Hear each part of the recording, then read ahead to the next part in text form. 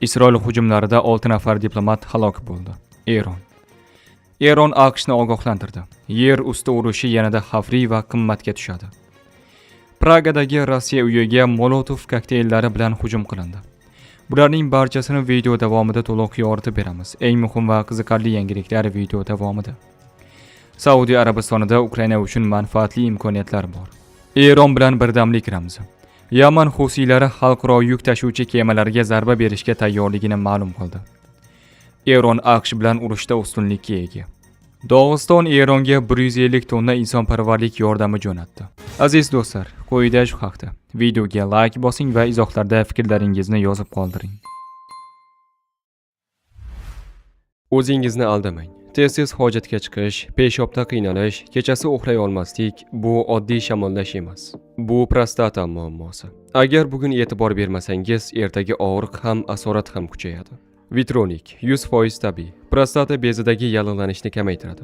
Siydik yo'lni tiklaydi. Barqaror hayotingizni o'zgartiradi. Sokin hayot kechirasiz yoki yana qiynalishda davom etasiz. Tanlov sizniki. Vitronik ham sinalgan, ham kutilgan mahsulot. Hoziroq qo'ng'iroq qiling va 30% chegirmaga ega bo'ling. Yetkazib berish O'zbekiston bo'ylab mutlaqo bepul. Eron Tashqi ishlar vazirligi ma'lum qilishicha, Livanda Isroil tomonidan amalga oshirilgan hujumlar natijasida 6 nafar eronlik diplomat halok bo'lgan. Bayonot Farsning Telegram kanalida e'lon qilingan. Unda hujum shafqatsiz jinoyat sifatida baholangan. Eron Tashqi ishlar vazirligi ushbu voqeani uyushgan terrorizm namunasi va xalqaro huquqning asosiy tamoyillariga qarshi harakat deb atadi. Tasnim News Agency ma'lum qilishicha, AQShning 15 bandli rejasiga javob Eron tomonidan vositachilar orqali yetkazilgan. Manbaga ko'ra, Tehron barcha yo'nalishlarda hujumlar va maqsadli qotilliklarni to'xtatish, urush qayta takrorlanmasligiga kafolat berish hamda tovon to'lashni talab qilgan. Shuningdek, Eron Hormuz bo'g'ozi ustidan o'z suverenitetini tan olishni xavfsizlikning asosiy kafolati sifatida ko'rmoqda. Eron tomoni AQSh muzokara tashabbusini tanqid qilib, uni 3-bor aldashga urinish deb baholadi. Manba ta'kidlashicha, AQSh muzokaralar orqali o'zini tinchlik tarafdori sifatida ko'rsatish, neft narxlarini tushirish va Eronga qarshi yer usti operatsiyasiga tayyorgarlik ko'rishga vaqt yutmoqchi. 26 mart kuni kechki payt Chexiya poytaxtidagi Rossiya fan va madaniyat markazi Rossiya uyi binosiga o't qo'yishga urinildi. Hujum oqibatida derazalar sinib, yong'in chiqqan, biroq olov tez orada o'chirilgan. Poytaxt politsiyasi o'zganing mulkiga zarar yetkazish moddasi bo'yicha jinoyat ishi qo'zg'atdi va aybdorlarni qidirmoqda. Markaz rahbari Igor Grinkoning so'zlariga ko'ra, kutubxona binosiga uloqtirilgan 6 ta Molotov kokteylidan 3 tasi portlamay qolgan. Ushbu voqea Pragada Rus madaniyati kunlari yakuniy tadbiri arafasida yuz bergan. Xorijdagi Rossiya uylari Rosotrudnichestvo agentligi tarkibida faoliyat yuritadi. G'arb sanksiyalariga qaramay, ushbu muassasalar Ukrainadagi urush davrida ham o'z ishini davom ettirmoqda. Ko'plab faollar va surishtiruvlar ushbu markazlar Kreml targ'ibotini tarqatish bilan shug'ullanishini bir necha bor ta'kidlab kelishgan. Saudiya Arabistoniga tashrif buyurgan Ukraina prezidenti ikki davlat mudofaa vazirliklari o'rtasida hamkorlik to'g'risida hujjat imzolanganini ma'lum qildi. Biz o'z tajribamiz va tizimlarimizni Saudiya Arabistoni bilan bo'lishishga hamda xavfsizlikni kuchaytirish borasida sheriklik qilishga tayyormiz, dedi Zelenskiy. Muzokaralar davomida Valiahd shahzoda Muhammad bin Salmon Al Saud bilan Yaqin Sharqdagi vaziyat, Rossiyaning Eronga ko'rsatayotgan yordami va yoqilg'i bozorlaridagi holat muhokama qilingan.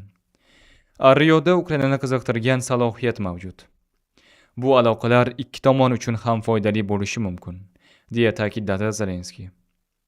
AQSh va Isroilning Eronga qarshi urushi boshlanganidan beri Kiyev Eron dronlariga qarshi kurashda o'z ko'magini taklif qilib kelmoqda. Yaman xususiylari xalqaro yuk tashuvchi kemalarga zarba berishga tayyorligini ma'lum qildi. Bu haqda Reuters xabar berdi. Xusiylarning ushbu qarori Yaqin Sharqdagi urush oqibatida yuzaga kelgan global neft va iqtisodiy inqirozni yanada chuqurlashtirishi mumkin. Agar xusiylar urushda yangi front ochsa, ularning asosiy nishoni Yaman qirg'oqlaridagi Bob al-Mandeb bo'g'ozi bo'lishi kutilmoqda, deya xabar bermoqda nashr. Eron tomonidan strategik Hormuz bo'g'ozi yopib qo'yilgan bir sharoitda Bob al-Mandeb Suvaysh kanali tomon dengiz qatnovini nazorat qiluvchi eng muhim o'tish yo'lagi bo'lib turibdi. Biz barcha variantlar uchun harbiy jihatdan to'liq tayyormiz. Harbiy amaliyotni qachon boshlash rahbariyat ixtiyorida. Hozircha Eron dushmanni har kuni mag'lub etib, muvaffaqiyatli harakat qilmoqda. Voqealar rivojini kuzatib boryapmiz. Shu orqali harakatlanish uchun qulay vaqtni bilib olamiz, dedi ismini oshkor qilmaslikni so'ragan Husiylar yetakchisi. Tahlilchilarning fikricha, Husiylar maksimal bosim o'tkazish uchun Eron bilan kelishilgan holda eng qulay vaqtni kutmoqda.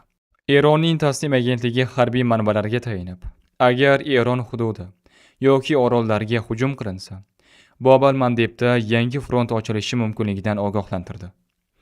Eronning Livan va Iroqdagi ittifoqchilari AQSh hamda Isroilning Tehronga bergan zarbalaridan so'ng allaqachon mintaqaviy urushga qo'shilgan. Fors ko'rfazidagi qo'shinlariga zarba berish va Arabiston yarimoroli atrofidagi dengiz navigatsiyasiga jiddiy zarar yetkazish quvvatiga ega bo'lgan Husiylar esa hozircha kutish pozitsiyasida turibdi, deyiladi Reuters xabarida. Eron AQSh bilan urushda ustunlikka ega.